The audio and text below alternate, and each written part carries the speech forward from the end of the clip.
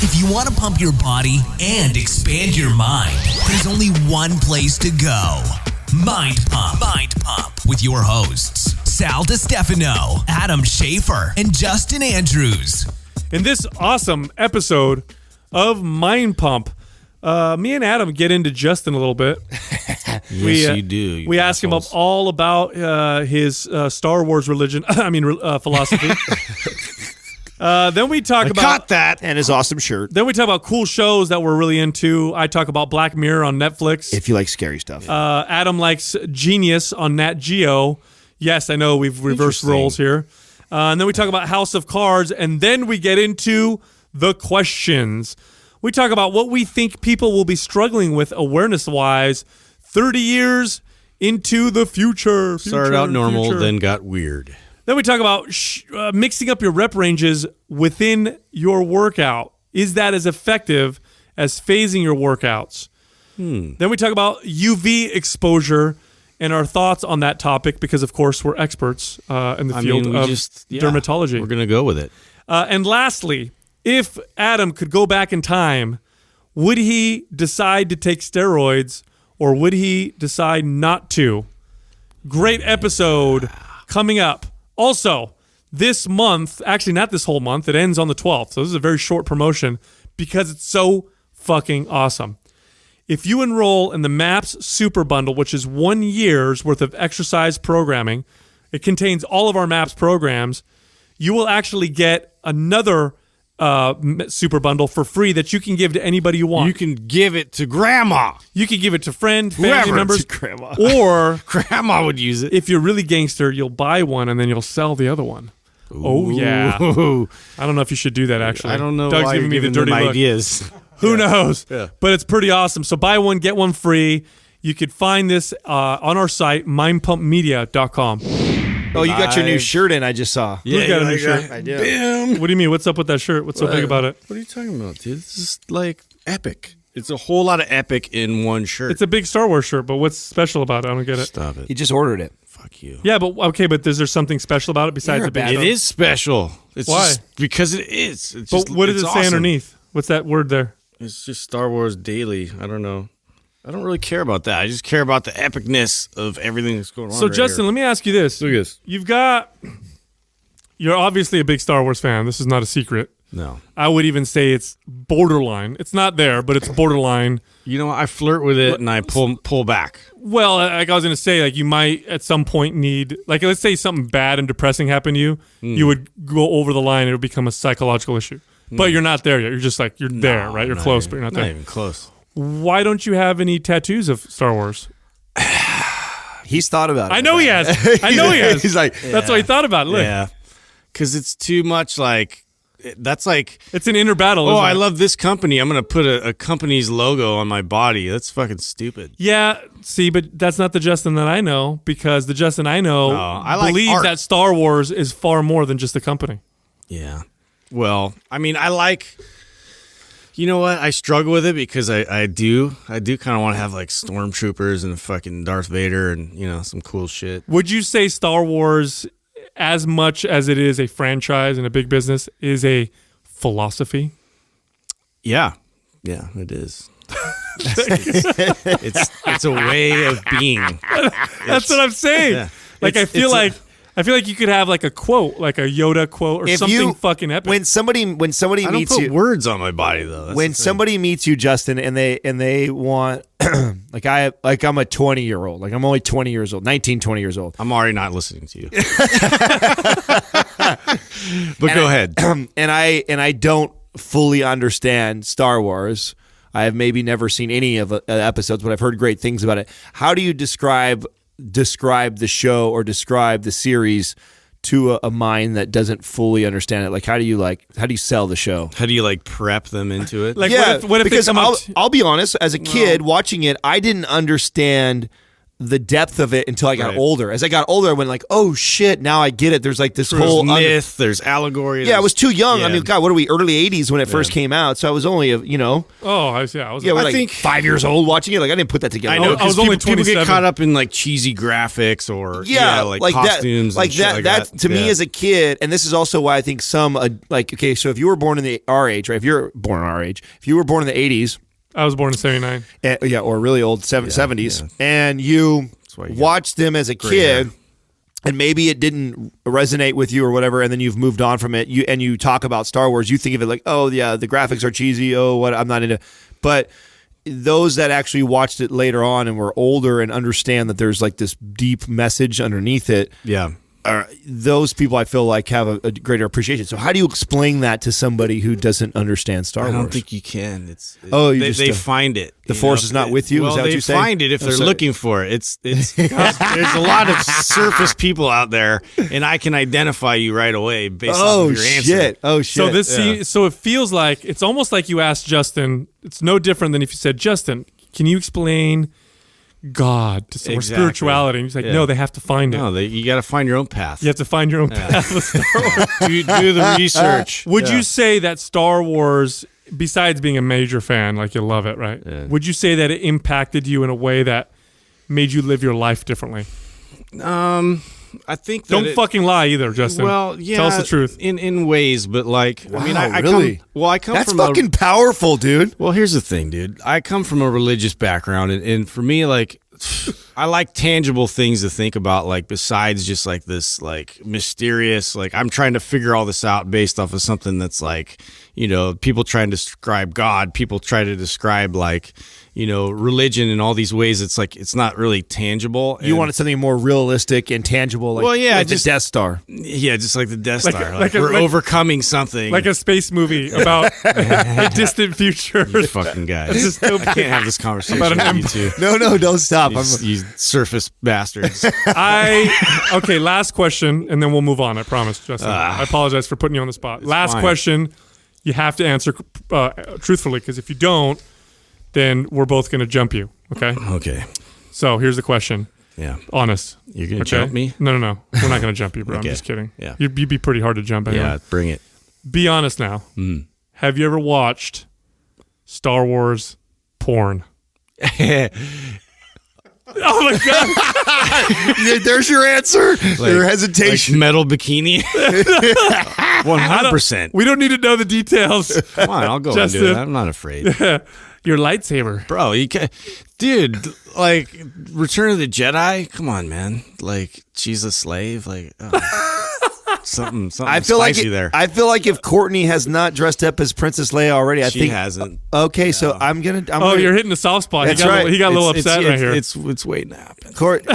Courtney, you need to step your game up on a little bit right now because I know what what if this she would do wasn't- for my man. This is a she's good so- birthday present right here. But what if my she God. dressed up? What if she's like, I don't want to dress up like Princess Leia. I want to dress up like Han Solo.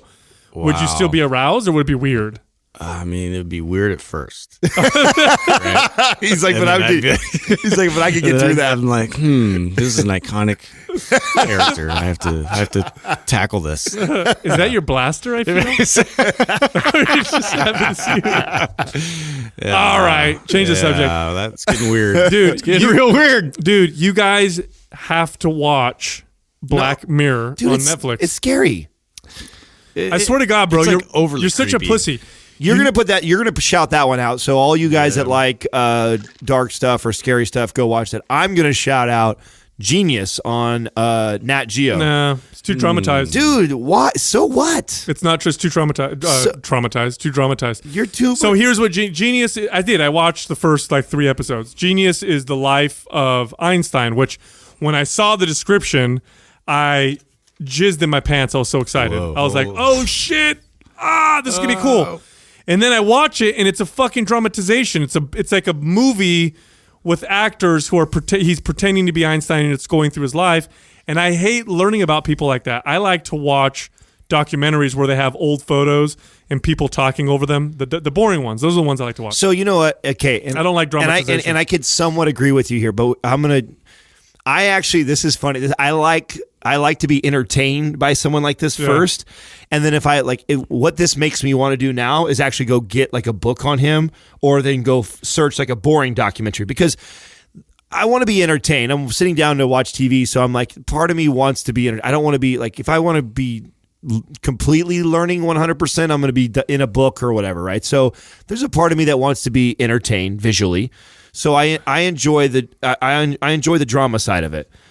And I also take it with a grain of salt, too. So I'm not like one of those people that watches it and go like, oh, my God, did you know that this happened to Albert Einstein? And he was with, this was going on with Hitler and him. And because it was in a show. There's a lot of cool, Einstein's an interesting person to learn about. Well, he used to bang, young chicks all the time. Dude, I'm telling you right now, after watching this show, I'm using his mind powers. I'm going out, I'm searching for a book right now to read on his life, because he is even more fascinating than I had already known. See, previously. here's what I find very. This is something that we tend to do as humans, is when there was an individual that's historically relevant, somebody who's like legendary historically, right? That they did something really good, like one thing or a couple things really good.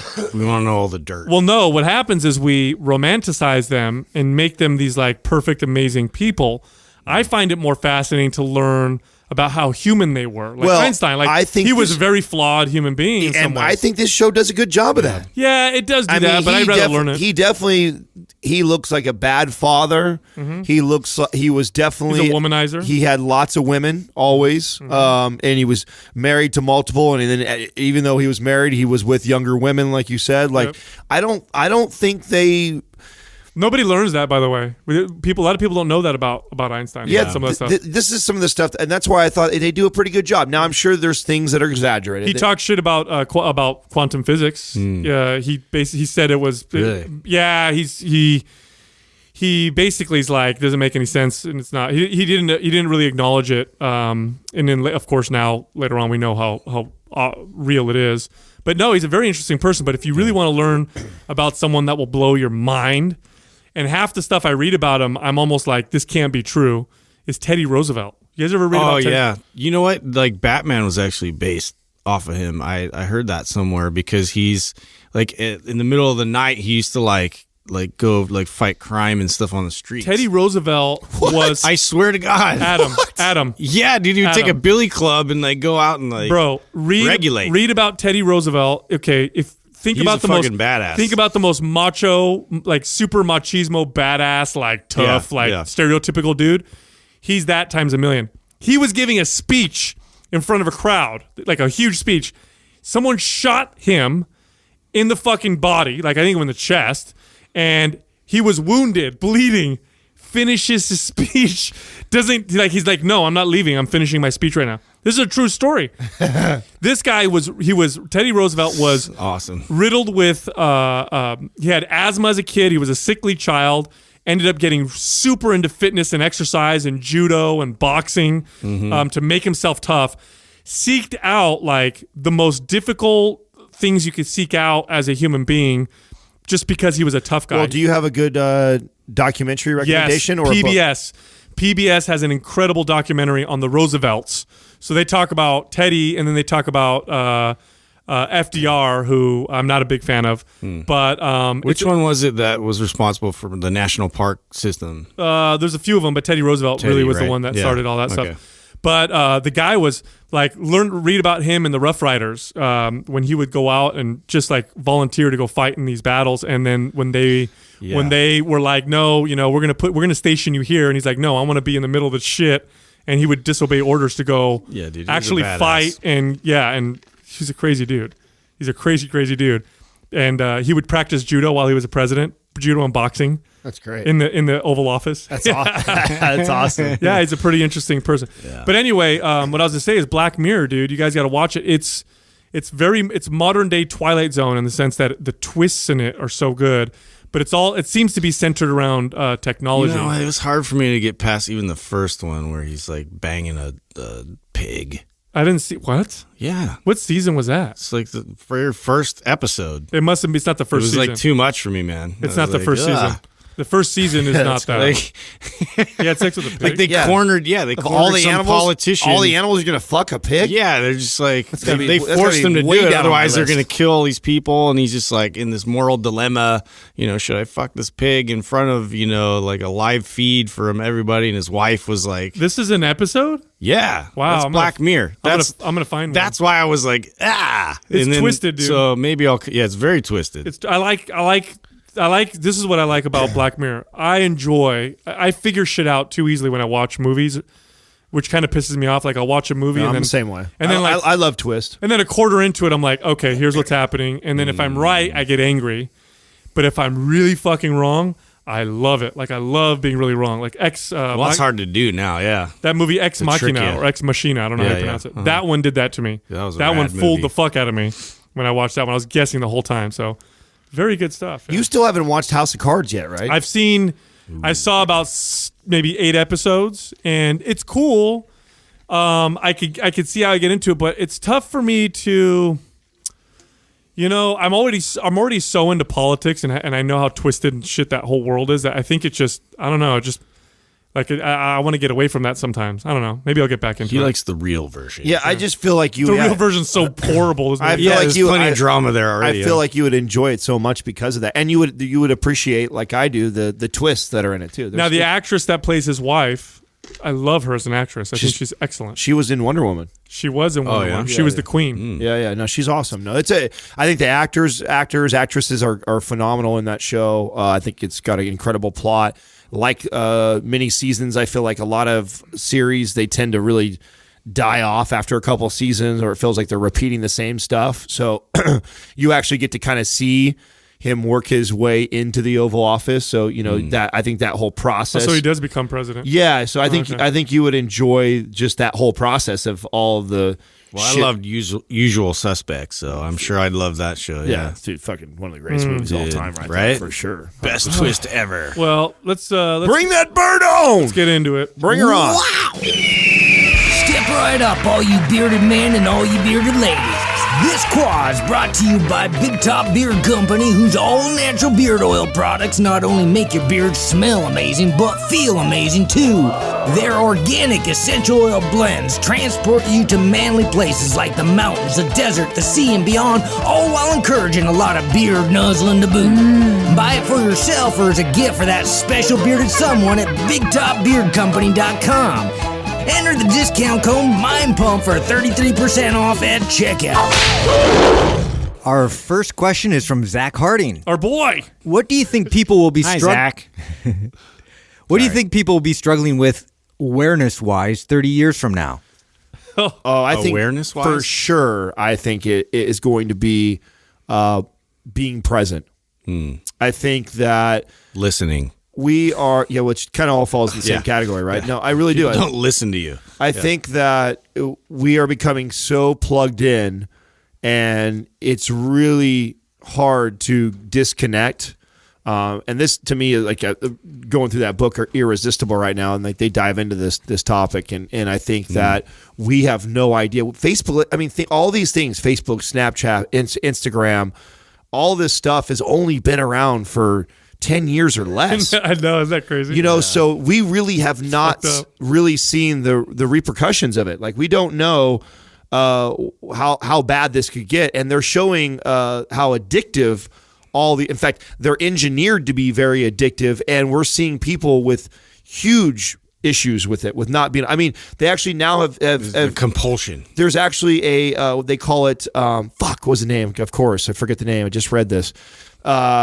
Basically, people have separation anxiety from their phone. It's like a real, it's a real issue now. Disorder. Yeah, where people get like frantic and freak out and anxiety because they don't have their phone right next to them. And why I think I'm so passionate. I've seen this happen. Well, I've felt it myself. I know what it's like to be, oh shit, I forgot my phone. Panic. Why is that such a big deal? Like, dude, when we were younger, it wasn't even that long ago. Like when someone was gone, they were gone. They're just gone. Yeah, they were out in the ether. Like, see you when you get back. Yeah, I'll leave you a message and you'll get back to me. Right. Like, so, I think that the biggest thing that people are going to struggle with awareness-wise is being present and connected to now, and not being so plugged in. I mean, I will debate that all day long. I can't imagine anything being worse than that, because that's only getting worse. So you know what I hate about this question? It's 30 years. Like, yeah, we have. That's way. I think here's what I'm saying is 10 years, Yeah, right? 30 years, holy shit. Yeah, yes. 30, here's what I think. In 30 years, our lizard overlords will have exposed themselves. We'll be living on the sun as slaves for. I have no fucking. We'll have a Mars colony. Do you have any idea just how different things will be in 30 Well, years? in 30 years, what we were Justin and I were listening to that podcast. crazy. They're predicting within that amount of time. We're going to be immortal. Yeah, we'll be immortal. You won't die. Yeah. So who gives a fuck? Yeah, you know you can do whatever you want. Right? I mean, be plugged in for 20 years, 30 years of your life, then be unplugged for 100 years. You know what I'm saying? Like, who knows where we're going to be in 30? 30 is a long time. What's the thing is, like, think about it this way. Let's go back 30 years. So let's go back to, go back to 1987. The changes that we've seen in the last 30 years, we're going to see way more changes, way more dramatic changes in the next 30 years, because as we advance, compounding. It advances faster and faster and faster. Right. Mm-hmm. So for me, the technological changes in 30 years are fascinating as hell. What fascinates me more are the societal changes that we'll see in 30 years as a result of that technology. So Yeah. So think about it this way, like, More annoying people. well, think about this. Like, let's say in 30 years we have, hyper realistic robots that can converse with you and have their own intelligence. Will those self-aware robots then protest and want their own protections and liberties? Will they want to be recognized as citizens? Will they be able to vote? What about when people want to marry robots? Because that's going to happen. Will that be the next civil rights issue? What about 30 years from now, people will be engineering their children or themselves? How much robot are you, or how much human are you? Because everybody's going to be like advancing their abilities by incorporating all this tech and What about chips and all these things. What about 3D technology, where 3D printing technology, where people will print their own medications and drugs? They'll be able to, what's that going to do? I mean, I think we have no clue. Yeah, I 30 think years is a long, that's a long span for how fast everything's moving. I think, and here's your clue, by the way, how fast things have changed. Like Adam said, like YouTube and Facebook and these companies that are just everywhere didn't exist. Not 30 years, they didn't exist 15 years ago. Yeah. And not only did they not exist, they weren't even a thought. And within a short period of time, within a decade, not only did they come up upon the scene, they literally now rule the fucking I just world. actually read, I was on a plane, to Spokane. I read this whole article of what Facebook is really like focusing on and trying to innovate and bring forth. And it's all like augmented reality. And so that's going to be the new cell phone. The new cell phone is just going to be pop-ups of items and different things that are going to go along your peripheral that you're just going to interact with. And that's going to be the new thing that everybody does. I think the big question will be 30 years from now, the big struggle and question will be, what does it mean to be human? I think that will be the constant question we will ask ourselves. What does it mean for me to be human? Am I still human if I plug into this reality that I escape to? Am I still human if all of my, natural abilities, from my sight to my smell to my ability to think, are augmented to the point where I'm now superhuman? Am I still human if I can genetically engineer my baby to have the most incredible genes ever and be immune to everything, to cancers and all these diseases? Like, can I marry a self-aware robot? Like I said, is that going to even count? Like, and you guys were making fun of me for Star Wars. You know what I mean? Like, this is exactly what they're talking about. Like, the whole time. Like, there's oh, that's an ancient religion practice. They're making fun of these guys. There's the outliers. There's going to be the outliers that like refuse to adopt all of this technology and all this advancement that we're all getting, fucking crazy with. Like, why? Dude, is it really going to make your life that much better? Or is this just a big fucking distraction that, we're in a hustle to create for no reason? Yeah, picture this. Picture like a future. Who knows how far in advance? Be like 1,000 years, something like that. Where you have this society of like engineered people and everybody's perfect and tall and nice teeth and smile or whatever. And then there's like this little isolated area where people are like, fuck all that. But they're all diseased and, shorter and uglier. And they're all kind of, and they kind of show the disparity between the perfectly engineered people and the ones that refuse everything and want to live like I think all gangly teeth. Well, I think Matrix hit it best when they said that they tried that and it didn't work, right? Like I feel like if we had this like perfect world that we would be eventually we'd be just as unhappy. Well, did you That's know what would happen to us? Utopian, it just doesn't register for us. I think we're going to reach a point where we will have solved most major physical, biological ailment, but we will be tackling psychological issues. Psychological issues will be the illnesses that we will have issues with. For example, did you guys know that anxiety now is the leading psychological disorder? Now it's actually one of the top, if not the top, psychological disorder. It's never been the number one, but now I believe it has. I actually read an article. We have more things at our disposal and way less things to stress about, real things to stress about. And what I mean by that is things that'll actually kill us than we ever have. And yet people are more anxious than ever. Who knows what that's going to look like 30 years from now? I think 30 years from now, it's going to be what you're saying, Adam, is a very, very, I think that's a very smart prediction. I mean, I would bet on that. I don't know, but I would bet that in the future, people are going to spend a lot of time and money on like getting away from everything because they're going to have to figure out. Well, we already see it, right? We've talked about this on the show multiple times. You see the rise in these practices that have been around forever. Like float tanks have been around since the fucking like 60s and 70s. Like it's not a new thing, but like all of a sudden you're hearing about it all the time now because of that. Like all these day spas and meditation and yogas on the all these businesses that have been around for a very long time.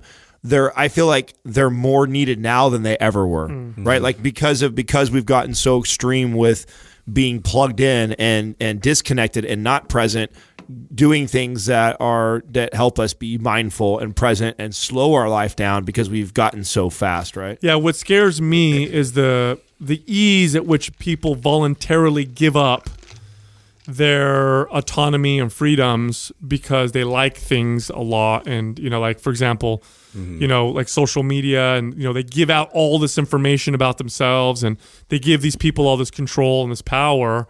And it's all voluntarily, like they don't care, like they don't mind. That kind of worries me a little bit. It worries me that it's easy to fall into the group mind, to the group activity, like fear of missing out. And I am always like evaluating that, like where am I getting my ideas from, and if it's from this like collective, especially with social media, it gets crazy because everybody like. They fall into a train of thought and it's like, why am I even like thinking like this? It's like everybody's preaching this one thing and not evaluating it like specifically. Let me ask you guys this. Do you think people are easily manipulated by like fear and sex and desire? Of course. Yeah. So now picture this, right? And I'm talking about just today, forget 30 years from now, just right now. The amount of information that Google and Facebook have together on people in depth is we've never had this ever. We've never experienced something like this. Like Facebook and Google, if you combine their information, they know so much about you, about what you like, what you desire, what you want, what you're afraid of, your habits, where you shop, what you do, the pictures you like, the articles you read, how long you read them. They have so much information on you. It's incredible. It's more information that we could process, I think, currently with our current technology. But now imagine some tyrannical, government or something decides we need all this information. We need to compile all this information because we want to, we're scared of terrorists or we're scared of maybe there was a big cyber attack and everybody's bank accounts were wiped out and now everybody's freaked out and they're like, here, please protect us. So now the government or some tyrannical organization has all this information. Fuck. Like they could really manipulate the populace. Politicians have been manipulating people forever by scaring us. Well, Jesus, man, if they had this information, there's no chance. We have no chance.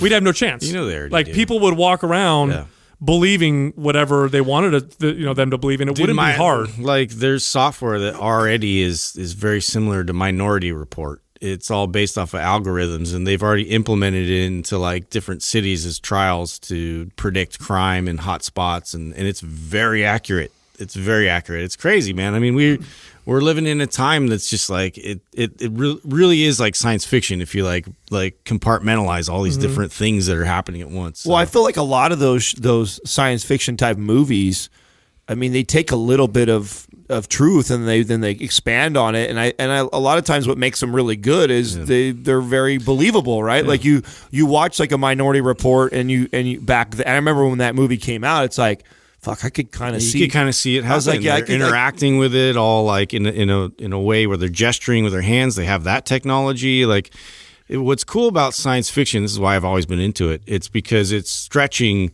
the thought process with science, and so it actually like. A lot of times science like looks at that and like, oh wow, maybe we can build that, and they've actually tried, and they've tried to build like a lightsaber, and like some people have like actually come up with these like crazy, like it looks, somewhat. Well, sci-fi's actually done a fantastic job of predicting future inventions and events. A lot of sci-fi writers are science nerds who then use what they know about science to expand on that. Yeah, exactly. And then they think about what things are going to look like. Oh, it's just like what we're doing right now by speculating where we think the 30. Yeah. I mean, our speculation isn't just us randomly. It's like what we've seen, right? Yeah, you see the patterns and wow, where could this lead us? Well, you do know that most science predictors or futurists that they'll call themselves predict that we won't even be using cell phones in like 10 years. Like they say that the era of the cell phone will be over and we'll be into something else. Oh yeah, which I can't even imagine. It'll be in your eye. I've read almost everywhere that, or not everywhere, but a lot of places that hardware will be dead. Yeah. Like hardware will be any like phone, TVs, things like that that are actually like I said, it's cable boxes, all those things like reality, that. Like all the hardware is going to be done. Like everything will just be. I'll be able to say like, play, House of Cards. Two environments. There's two environments. There's the physical environment, and then there's the digital environment. And so, like, you're going to interact with both at the same time. And so it's going to be a matter of distinguishing between the two, and then like shutting one off and like being present in the other. That's going to be like a really hard space for people. Well, to deal with. think fitness will look. If you look at the current rate of change and some of the things that they're discovering now with biology. I think fitness will look very different. I think in 30 years, they're going to figure out ways to give people, to trigger adaptation responses in people's bodies without having to move and exercise and do it the hard way. Yes. I really fucking do. Annoying. And why? Because there's a lot of money in that. Like if somebody invented a therapy or a pill that you could take or do that then triggers the whatever that, because we still haven't really identified how to do it. But once they can identify and trigger it, like who wouldn't do that? Who wouldn't take a pill? This is my workout for the day, and then their body adapts. Like if they just did. Oh, I think you're right, but I also think that there'll still be be weakness there, though. Yes, because you didn't have to overcome anything. Yes, I was just going to say the loss of or the lack of character built because of that. I think that's where you'll create two different cultures, right? You'll have this culture of like. Take whatever, take the pill, take the easy route, or the people that choose to go the old school, rougher route because they realize what that does for their character. That'll be the small minority. It will be. Well, I mean, when you look at it right Jedis, now, man. we're the small minority anyways. Yeah. Well, right now, the people that actually do the work and are fitness people right now, I think a lot of those people, like probably a lot of our listeners, I like to think are self-aware type people that would be those people that choose that. Sure, there might be a good portion of them also that would take the pill and take the easy route, but I think a lot of people are smart enough to recognize that and that are in health and fitness. Now, what it would do is, and would it be a bad thing? Would it help all the other 80% of the population? I think it would be good. Yeah, I honestly, I would not argue against it. I mean, of course, I'd be, I'm old school, right? So I'd be like, I used to do it the old-fashioned way. I know. But, I mean, I wouldn't be able to argue with it because if it was exactly like exercise, of course, I'm speculating here, but it created all those adaptations. Well, now you're solving all this disease, obesity. Right. People Well, not only feel that- good, they look good, the hormones are good. Like, Yeah, you'll have that, and then you have exosuits, and you'll have all this like crazy stuff where you're gonna have abilities you've never had before. So it's gonna get weird, dude. I'm just telling you guys. Get ready. Yeah. quick commercial break. Hey, people ask us all the time how they can support Mind Pump. Here's what you can do. You can go to www.brain.fm/Mind Pump and get 20% off Brain FM for meditation or focus. You can also go to audibletrial.com/Mind Pump and get a 30-day trial plus 1 free audio book. Lastly, you can go to getnatureblend.com/Mind Pump and you will get a discount on Ben Greenfield's CBD product. SR Arts, what are your thoughts of mixing up rep ranges within a workout? Okay, so the examples he gave was like if you did squats For 5 reps. for like 5 reps and then And then you do 10, and then you did do like 7. you did chest and you did like 15 reps for chest and you mixed it up throughout the whole workout. There's some benefit to this, but there's also some detriment. And the reason why, so for those of you who are listening who have MAPS, any of our MAPS programs, you'll know that we phase workouts in 2 to 4 week phases. And within those 2 to 4 week phases, the rep ranges are very similar. And now some people, when they design a program, they vary the rep ranges much sooner than that. So it's like one workout is 1 rep range, the very next or workout. their entire philosophy is about Varying confusion and varying everything. Right. Yeah. Now the reason why and the variation is important, of course. You want to change the adaptation signal you're sending because your body will adapt to each one. And if you just stick to one, your body stops adapting and it stops progressing. But the reason why we don't necessarily adhere to this constant variation all the time, or at least doing it on a regular basis, is because there's a few different reasons. One, you're not getting the full expression of the adaptation of that new stimulus. And what I mean by that is the very first workout you do in a low rep range, for example, or the first couple workouts you do, your body is really starting to get into how it can adapt with that. And by the time you get to the 3rd, 4th, 5th, 6th workout, your body's really getting adapted to that new rep range and you're getting all these crazy results. It doesn't happen the first or second workout. It kind of gets the ball rolling. By the 2nd or 3rd week, you've kind of hit this peak and you start to dip a little bit, and that's when you switch to a new adaptation. So really it would be like me having someone squat one workout and leg extension of the workout and lunge another workout. Like, we're not maximizing what we can get out of every exercise because we change too quickly, in our opinion. So now, that being said, are there benefits to doing some of this? I think there's some hypertrophy benefits to doing it every once in a while, especially within the same body part. So, I might do, if I'm doing chest in a workout and I'm doing heavy bench press and I'm doing, 1 to 3 reps, but then the next exercise, I'm doing the higher reps and squeezing, and then the third exercise, I'm trying to get a good pump. Every once in a while, throwing it in like that may have some hypertrophy benefits. So I could see mixing it up every once in a while like that. But So I have a this happens to me every now and then, and this just happened to me the other day, and I follow a very similar protocol to our MAPS, right? I modify exercises and combine a little bit of green with black, and so, but for the most part, I follow our principles, which is what Sal was talking about as far as phasing in and out of rep ranges, but where I do make an exception to the rule is like this. So just 2 days ago, I came into my training session and I felt more sore. Like my chest was really sore, and I had chest work to do that day. And so when I was supposed to be working in phase 1 of our MAPS Black, which is strength based. So I'm like 5 repetitions, like the low rep range.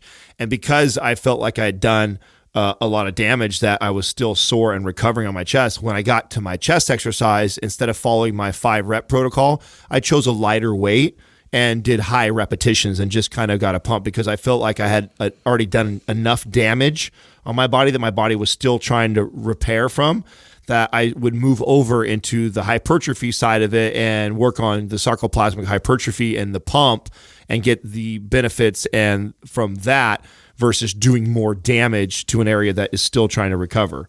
So this is a way that I might do this every now and then is if I'm working, and even if you're not following MAPS, if you're following like a strength-based protocol where it's 5 reps, but then you're on a certain body part that is just feels taxed from the last time that you did it, I might lower, and that's a lot of that's for one, I've got damage I've already done, 2, safety, and my joints. Like if you're already achy and sore in that area and you're hitting it again, like you could do that, but then I'm also putting myself at a higher risk. I'm probably not going to be very strong because I'm still trying to recover. I already have some damage done that my body is obviously still trying to repair.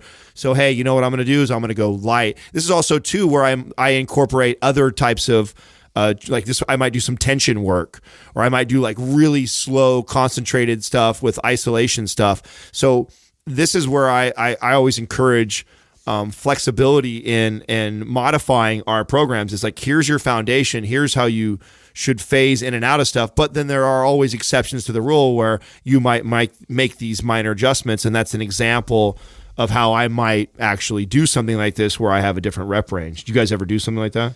Yeah, I mean, that's where I'll use like focus session type stuff or trigger session type stuff. I mean, if you've been working out for a while, you should have the ability to modify and individualize your sessions. Yeah, I think it's important to add these kind of variables, every now and then, and to introduce your body to a new stimulus, and so that's how I would see something like this being appropriate. But yeah, for the most part, you want to have a solid baseline so you can go back to that and kind of reference and see like how how all this played out specifically, because you kept it all consistent. And so consistency is definitely something that we stress. You have to have that knowledge base first in order to flirt with these types of methods. Otherwise you're playing a guessing game on which one of those you got the biggest bang for your That's another buck. part of it. Like you don't know which one is. It's like taking a shit ton of supplements all at one time. Yeah. You don't know which one's doing what, and it's hard for you to and to if really your get goal good is at one of strength, them. Yeah, if your goal is strength, you don't want to just like throw in a ton of reps like in between your strength move, because now your body's like trying to figure out, well,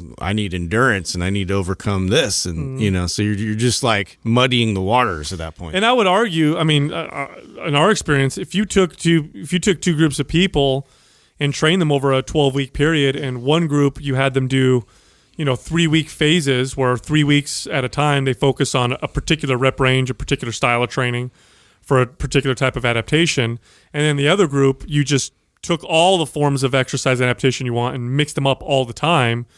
I would bet you that the vast majority of people or people that you put through this type of comparison will do far better where they're phasing their workouts. I've seen it firsthand with clients. It's always worked better. The body tends to adapt better when you give it very specific protocol versus throwing a lot of things at it, and then you kind of get a little bit of everything and sometimes none of all of them.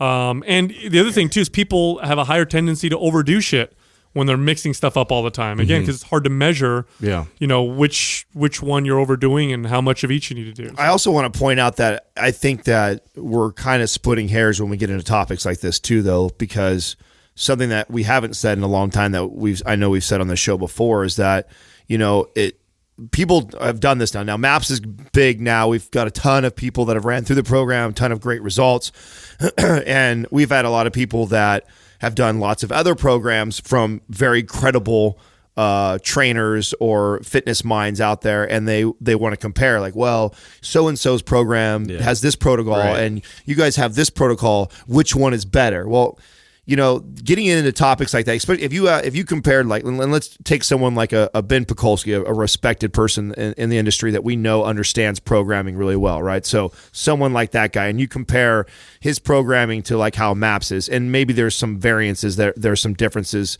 between the programs. Which one is better than the other? Well, at the end of the day, an inferior program done consistently is better than the best program in the world done inconsistently.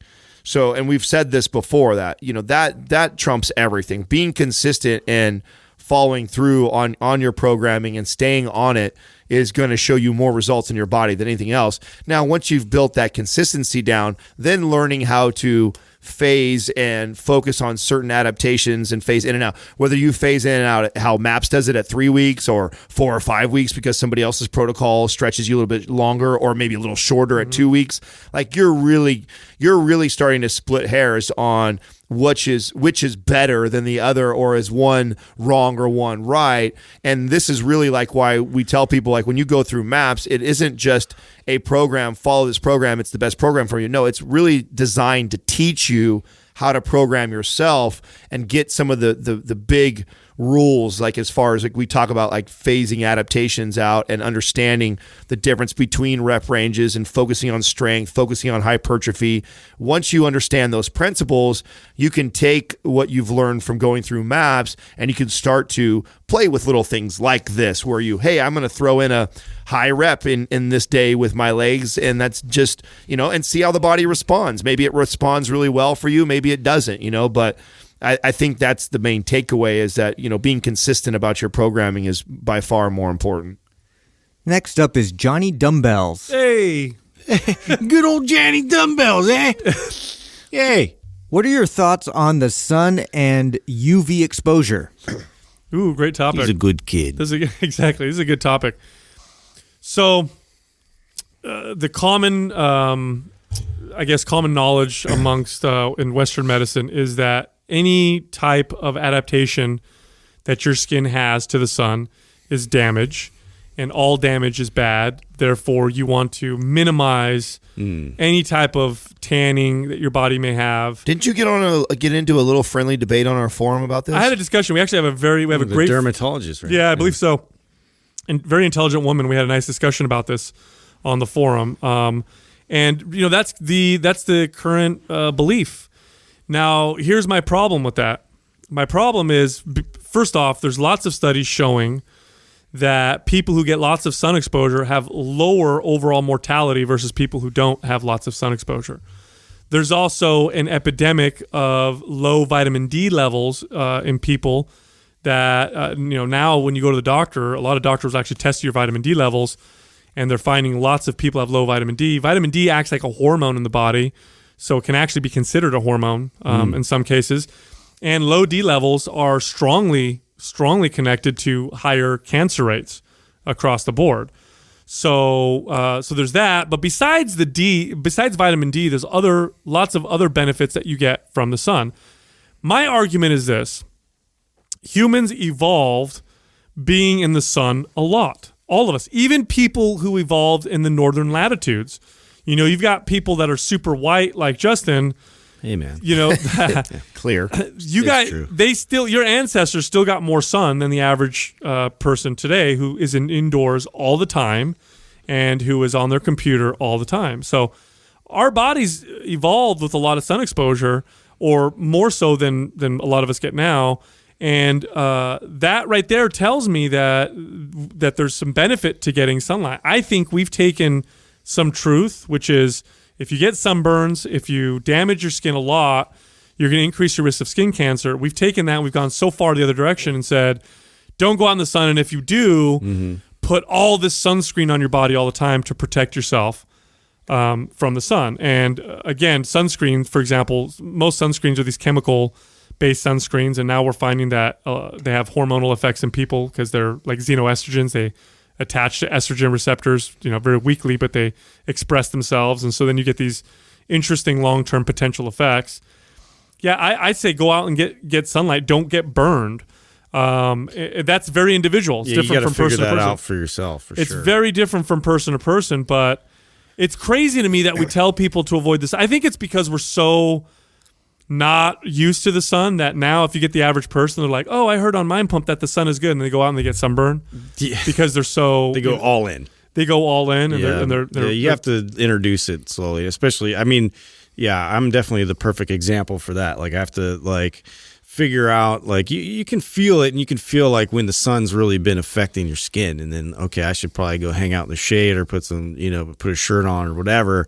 But yeah, you want to do it minimum doses, and then that just from talking to Mercola, it's got me really thinking about trying actively to actually get more exposure to the sun and try and get vitamin D source more from that than just like supplementing it. So when they do, there's certain population studies they'll do where there'll be like a society that adopts these policies of using lots of sunscreen.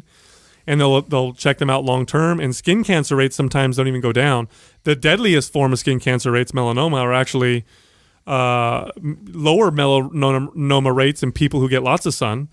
And if they do see a small drop in skin cancer, they see a rise that overpowers that and just overall mortality. Plus, you want to think about this. This is something that we're starting to talk about a little bit in health and in medicine, and that's that your body can kind of be in this pro-cancer state to where normal things can cause cancer versus when you're in this anti-pro-cancer state to where normal things don't cause cancer. So, in other words, if I'm unhealthy, I eat lots of, I overeat food, lots of processed foods, carbohydrates, hormones are off. So I smoke cigarettes. So I'm in this kind of pro-cancer state. And then I get lots of sun. Now it becomes a big skin cancer risk versus someone who's in a very healthy anti-cancer state, maybe someone who knows how to fast properly, who eats a proper diet, moves right, is not exposed to lots of environmental toxins and chemicals, and they get sunlight. Now they get lots of benefit and not any negative. So I think context is very important in this type of situation. And I really hate it when we look at things and we're so simplistic with them. Like we say, okay, sunlight creates this damage creates these mutations, and then they make this connection and say you're going to get higher rates of cancer. Well, if you There's did a problem if with you did that with exercise, it would be treated. No one would do it. Nobody. Right? If you actually took what exercise looks like, then acutely, it causes cancer, causes death. Right. So I think that's the takeaway from it. And basically, what I've always done with clients is be mindful about this. Where I saw issues was, especially like I felt like in the late 80s, early 90s, there was like this, everybody was like just out in the sun as much as they could. I remember going through high school and like girls on the weekend, as soon as the heat came out, right? As soon as it started hitting 80 degrees, the girls, in high school would all, oh, let's come and lay out. It was like lay out all weekend, on Saturday and Sunday, lay in the sun for 8 hours so they get this barbecue. So they get this tan. Now, I think if you are aggressively getting out in the sun, like you are putting yourself at higher risk, and those people should be protecting themselves with some sort of sunscreen. And I know they make some that are good. I know that all of them. They make zinc oxide. Yeah, I know that. I think I've seen Bullfrog and some other brands that have done some really good ones that are like better ones, better for you than some of these other ones that you're talking about, Sal. Yeah. So I normally tell someone, and if you're in a job that forces you to be in the sun all the time, to protect yourself. It's important to say that, because it's like, I honestly, if I know that I'm going to be out on the lake or I'm going to be somewhere, like I'm lathering up, man. I risk versus reward. I'm going to, I don't want to get all like burned and blistered. And so it's like, of course I'm going to put sunscreen on. But I'm also trying to pursue like whatever the minimum effective dose of sunlight I get, consistently. I'm actually pursuing that because it's healthy for me. Yeah. And sunscreens, that's a great topic. Like I see people like just slather on their little babies, just tons of these chemical-based sunscreens. And these chemicals have been shown to have these estrogenic effects where they're like hormone disruptors. Now, it's very, very mild, super, super mild, but you put it on a developing child and you put it on them all the time, and you may cause some problems. But I can't stress this enough. I really think context and the environment your body is in internally makes a big difference. Like I would love to see a study of people who got lots of sunlight who were also very healthy, who ate a certain diet, who had lots of healthy fats in their diet, who exercised right and did all those things, what their risk would be skin cancer-wise versus other people who are very unhealthy who also got sunlight. Yeah. That has to make a fucking difference. That has to make a big difference. And again, if you just look at like, I had this conversation with other people about like cooking food over a fire. Like, whoa, did you know that when you barbecue meat, or it creates all these carcinogens? Well, yeah, it does. But since the discovery of fire, that's how we've cooked shit. Like we didn't cook things any other way. And so it makes me think that it's not that simple. It just doesn't work as simplistic plus as now that. It's like bacteria versus carcinogens. It's like exactly. So bacteria causes. You can make an argument for it being more raw. Hey, let's just look down the past. Let's look at the past of our medical history. Right? We discovered germs We discovered that bacteria causes illness. So what did we do? We killed all of it. Everything. Antibiotics. Oh my God. Yeah, antibiotic soaps.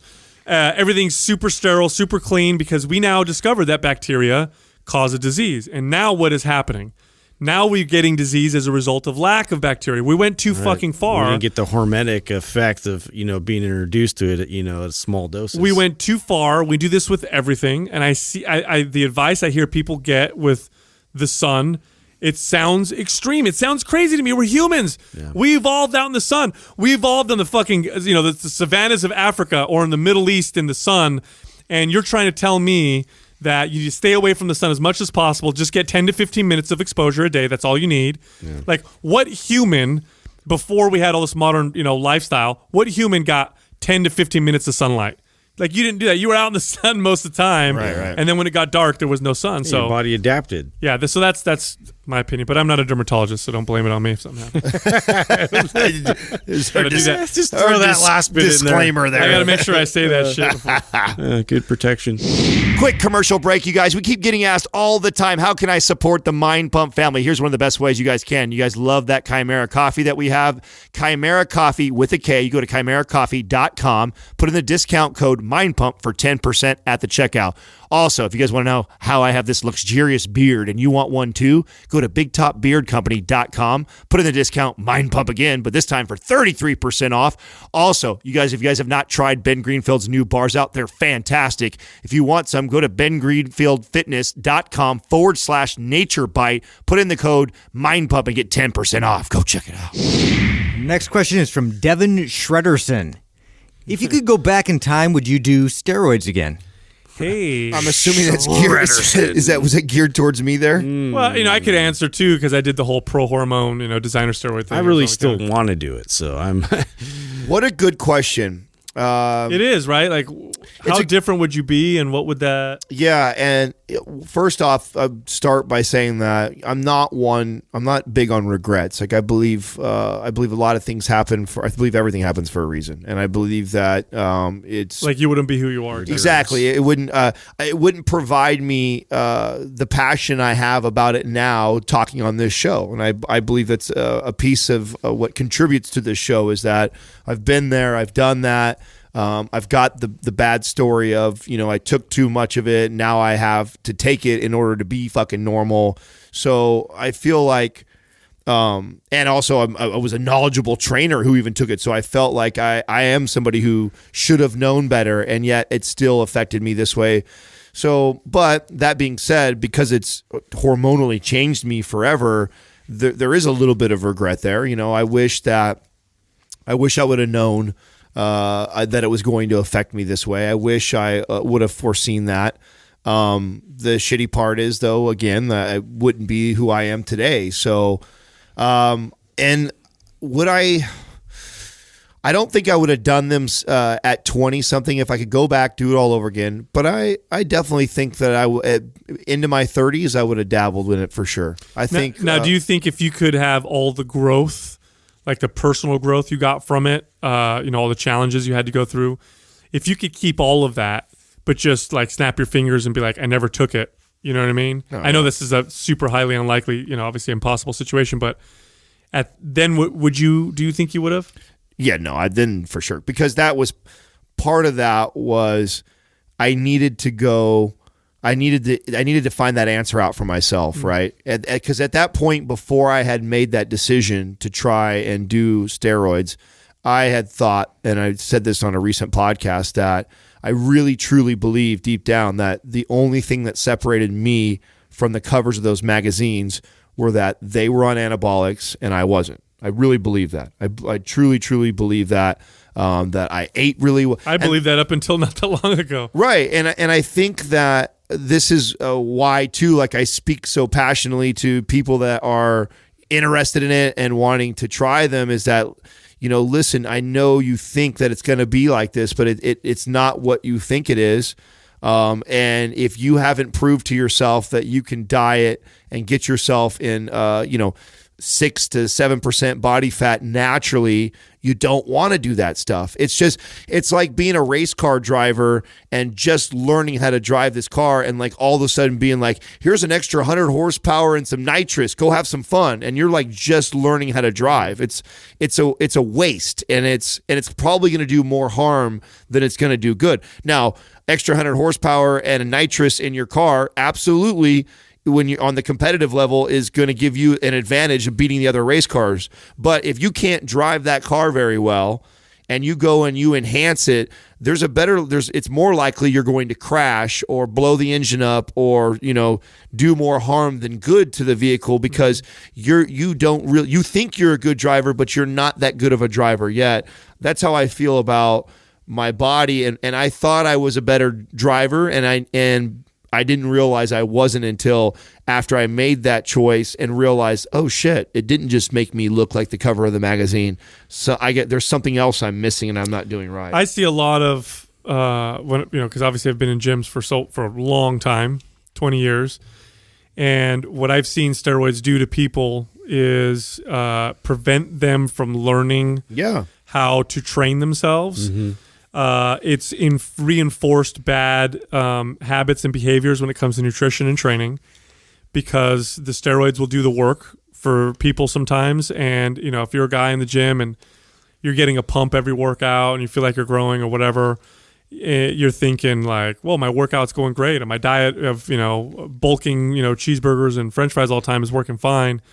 And they don't learn their body. And then later on, when they go off of them, they either stop working out completely. I know a lot of people who use a lot of steroids in their 20s who stopped, and not only stopped using steroids, they stopped working out. Well, where do you get the motivation? Yeah, it's like when it comes to you and you're using like steroids and you're not really like trying to advance your training techniques or anything. It's like, man, that's going to be hard to re-motivate yourself to get back in. Especially if you don't even know. You don't even know how to train your body. Like, you're doing the same routine and the same types of training that you did before, but you're not only seeing no results, you're seeing negative results. And so now it's all about the steroids, and the attitude becomes, why am I wasting my time? Or this sucks, I don't want to do this anymore. Yeah. And so I've seen a lot of that. And then the other thing I've seen a lot of, just to be frank and honest, the biggest side effect I've seen, besides, hormonal disruptions, and I knew a couple guys that had to get gynecomastia surgery, actually have breast tissue removed from underneath their nipple because of anabolics. But the biggest side effect I've seen, and this is not a good one, it's a nasty one, are abscesses and infections from the injection sites. And I know a guy that had to have a chunk, not a little piece, like a chunk of his ass cheek removed because he had an infection that turned into like dead tissue. Then they had to go in and cut it out. And you gotta think about it this way: like, you're injecting something that was made and mixed on the black market. Mm-hmm. Very, very, very few. I'd say probably, I would guess less than 1%. And the reason why I say less than 1% because I can count on one finger the amount of times, literally. Yeah, exactly. I can count I think one time where, because I used to be surrounded by steroids, right? I had trainers working for me. I'd see them all the time. I'd want to look at them and whatever. I can count one time where I saw actual pharmaceutical grade. Oh, this is pharmaceutical grade steroids. It was always it's always black market. The best that you could get is veterinary grade, which still isn't that fucking awesome. And it's usually, especially nowadays, it's what they'll do is they'll get bulk powder from China. Some dude mixes it at home, and then he prints his own label and sticks it on the bottle, and then you take it, and you don't know how clean it is. You don't know what's in it, and you're injecting that into your muscle, and so you get a lot. I'll tell you what right now, if you do a few cycles of steroids, the odds that you'll get an infection or you'll have to deal with what they'll call what do they call it? Like steroid fever, or where they do it and all test flu or whatever. That's an infection, dude. It ain't normal. Yeah. But they joke around it. They joke around about it like it's normal. Like, oh, I got test flu from my test, but then it goes away after a couple of days. Your body's fighting an infection. Yeah. that you're doing to your body. So that's the biggest fear I would have. It seems like the best place to go is Dubai. From what we've heard, speculation wise, in terms of quality and whatnot, like they're just getting the prescription shit. high quality stuff. You can do that here too. Yeah, but you gotta have a really good connection. What's it's if I could go back in like the perfect world, right? And let's say I'm going to do them still, right? Is I learned, like you said, had all the growth through my 20s, and understood all that without doing them, and then actually introduced them into my life into my 30s when actually my normal testosterone levels are starting to dip naturally. Like, I think to have learned all the programming, training, dieting, got all that underneath me, and all the years too, because that's what matters. Muscle maturity is a big deal too. I didn't even think about that, and how important that is. Like, you and we all know this look, right? I can tell like a boy's body versus a man's body. Like, you can just see somebody who has time under the iron, somebody who has been lifting weights for 10 plus years. It just looks different. They look hard. The muscles look harder. They look more separated. Yes. Versus kind of you see this especially on women in particular. You see like a 20-something-year-old get really ripped and muscular.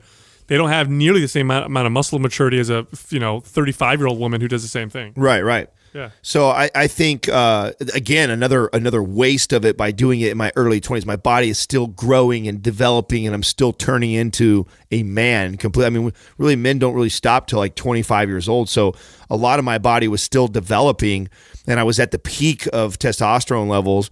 Like, there was no reason for me to really take it then. I didn't get the real benefits of it. When I'd get lots of benefits from it is now into my mid 30s, when that's about the time when men's testosterone naturally starts to dip from what they were in their 17 to 25 range.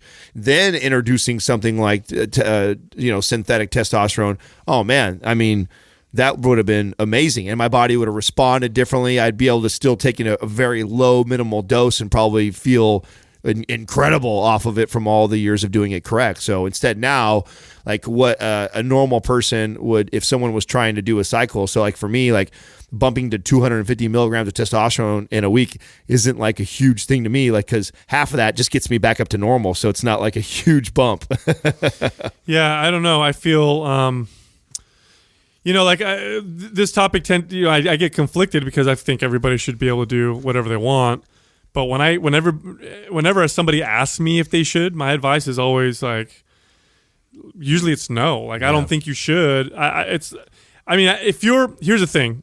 If you're an athlete and you're getting paid lots of money and your livelihood depends on your performance. Oh, that's a different question. It's a return on investment. It's a return on investment. It didn't make sense. I don't get angry with pro athletes taking anabolics because that's their job. Their job is to be extreme. The steroids help them recover faster, might even prevent injuries if they do it right. Then that kind of makes sense. I mean, well, that was somebody asked a question and we didn't pick it, and it kind of falls into this one, so you can kind of double up on the question is, do we think there's any health benefits to taking testosterone? If your testosterone is low, then yes, there is health benefits because there's health detriments from having low testosterone. But we are treating the symptom and not the cause. So although you will get benefit from taking testosterone to bring you into normal ranges, we're not addressing why you have low testosterone in the first place. The biggest benefit you'll get will be from addressing why you have those hormonal issues. Yeah. And for men, here's the thing. Yes, men naturally start to decline in testosterone levels. But boy, does that change if you're fit, healthy, and you lift weights properly. Yeah. I mean, then your testosterone levels stay high for a long time. Yeah, it'll naturally raise testosterone versus exogenous, testosterone that sort of, you're introducing back in. I just feel like if you can squeeze as much as you can naturally, then, when it gets difficult and your body won't naturally produce it, then look into alternatives. I've had many clients, male clients over the age of 50 who, and I used to work in the facility I owned it catered to a higher, market in terms of, people who have, lots of funds that they can, spend on their health and fitness. And so people would hire trainers, they'd hire me, And then it wasn't a problem if I told them, hey, you should get these tests and hormones, and they'd go spend money and test these, take a look at these things. I've had many clients over the age of 50 and even over the age of 60 who were very dedicated to fitness, very dedicated. They would lift weights. They do what I tell them. They ate right. They got adequate fat intake, all that stuff. They get their hormones tested, and they had testosterone levels that were excellent. I mean, I got a guy who I trained for a long time. He's one of the fittest people I know. He's 72 now. He gets tested every single year as part of his physical, and his testosterone levels are between 600 to 700. That's crazy. That's awesome. Cool, that's a good level for a 28-year-old man. To model right there. No, that's 3 times me. Along those lines, if I could go back again, and I wish I would have done this. So if you're 25 years or older, I highly recommend this, especially if you have not dabbled with steroids, is actually find out where your free test levels are naturally, because the range is very high. And this is how some hormone therapists are really cool and some of them are dicks. And what I mean by that is some guys, I've had both types of doctors where one guy will test me and go, oh, well, you're still close enough to the okay range that we're not going to put you on anything. But okay range to him might be 300 to 400. But what if I was somebody who most of his 25 to 30 years was at the 900, 700 to 900 range? Well, if I'm used to 700 and 900 and now my body's 300, even though I may still fall in kind of the normal range, that's significantly lower than what my body's used to. So understanding what your normal range is and what that feels like for you, I think is a smart thing for you to do as a young man in your mid 20s to early 30s. If you've never done that before, I highly recommend doing that. And the sooner the better. The younger you have it, the closer to your prime of your testosterone levels to know what that looks like for you. So that way, if you do ever decide to get hormone replacement, you have an idea of what feels good and healthy and normal for you and what that range is, so you can actually and too much might not be good either. Yeah, I mean, right. I remember what it was like when I was at my peak testosterone levels, right in my late teens, and I don't know if I would want that much testosterone in my system. I mean, could you? I mean, you remember what that was like? Oh yeah. I don't know if that's a good idea. Those walking boners. Yeah, that was kind of uncomfortable. Yeah, everywhere to be. So, go to YouTube, Mind Pump TV. It is our YouTube channel. We post videos on exercises. We post videos on debates like should you focus on muscle or should you focus on the movement, or how to do fasting properly, or undulating your calories. These are all topics that we cover on our YouTube channel, and it's a new video every single day. So go there and subscribe. That's what you got to do. Also, if you want to ask us a question that we answer on episodes like this one, go to Instagram and ask them on our page, Mind Pump Media. We also have personal Instagram pages that you can check out. Mine is Mind Pump Sal, Adam is Mind Pump Adam, Justin is Mind Pump Justin, and Doug, the producer, is Mind Pump Doug. Thank you for listening to Mind Pump. If your goal is to build and shape your body, dramatically improve your health and energy, and maximize your overall performance, check out our discounted RGB Super Bundle at mindpumpmedia.com. The RGB Super Bundle includes MAPS Anabolic, MAPS Performance, and MAPS Aesthetic.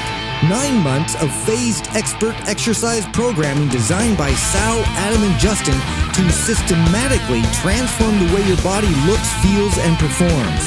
With detailed workout blueprints and over 200 videos, the RGB Super Bundle is like having Sal, Adam, and Justin as your own personal trainers, but at a fraction of the price. The RGB Super Bundle has a full 30-day money-back guarantee, and you can get it now plus other valuable free resources at mindpumpmedia.com. If you enjoy this show, please share the love by leaving us a 5-star rating and review on iTunes, and by introducing Mind Pump to your friends and family.